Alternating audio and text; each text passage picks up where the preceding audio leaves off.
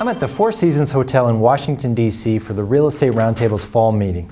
I'm joined by Alex Rubin, the Managing Director with Moelis & Company. Alex, let's talk a little bit about the overall market and where things stand now. There's obviously lingering uncertainty, economic confidence is not back all the way. What's your take on where listed REITs stand right now? We find ourselves in an environment where there is a very clear delineation for owners of commercial real estate with public or listed companies on the one hand and private owners on the other. I think the fairly dramatic recapitalization that occurred in the REIT space in 2009 was really a terrific outcome for public players. I think most of the challenge we're focused on really involves private owners of commercial real estate who may not enjoy the same access to capital or the attractive cost of capital that their listed counterparts have the benefit of. And looking at the remainder of this year, what's the biggest obstacle that REITs are facing still? There continues to be an unbelievably high level of broader macro market correlation, particularly if you look at the public real estate companies. The level of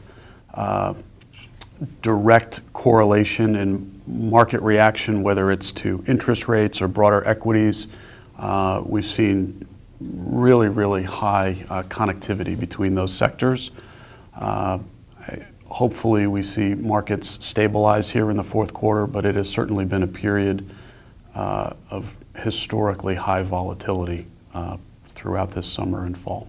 And what about on the flip side? What are some of the biggest opportunities that REITs can avail themselves of? Well, if you step back and look at the broader commercial property market in the United States, it's round numbers, about $4 trillion of property value. One of the fundamental challenges that the sector will continue to work through is the maturing debt secured by commercial real estate that comes due in each of the next several years. One of the challenges that owners of those properties face is, I think, as the market for lending against commercial real estate has certainly improved and stabilized, it is perhaps less robust or ebullient than it might have been at the peak. And it is those situations that will often involve either the relinquishing of control of certain assets to secured lenders or the introduction of new capital in order to bring the leverage scale into line with what's refinanceable in the current environment.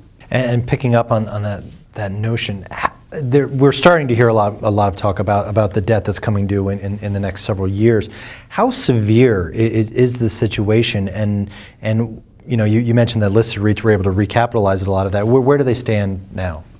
Oh, I think the balance sheets of most public companies are in very good shape.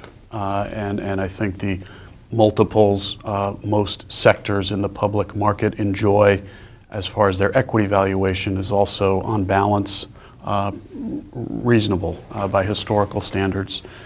The greatest challenge in our view is faced by those owners of assets that do not enjoy access to public capital, be it debt or equity, and rather are more dependent on senior financing alternatives against their either property assets or perhaps private company in its entirety. And as we've seen in some reasonably high-profile examples just over the last several years, some of those transactions are recapitalized through a bankruptcy process. Others are able to recapitalize themselves outside of court.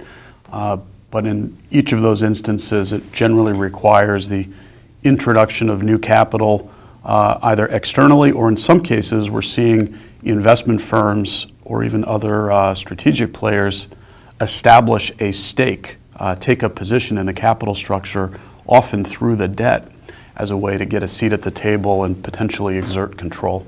Alex, thank you very much for joining us. Great, thank you. For more on this and other news and analysis, be sure to visit REIT.com.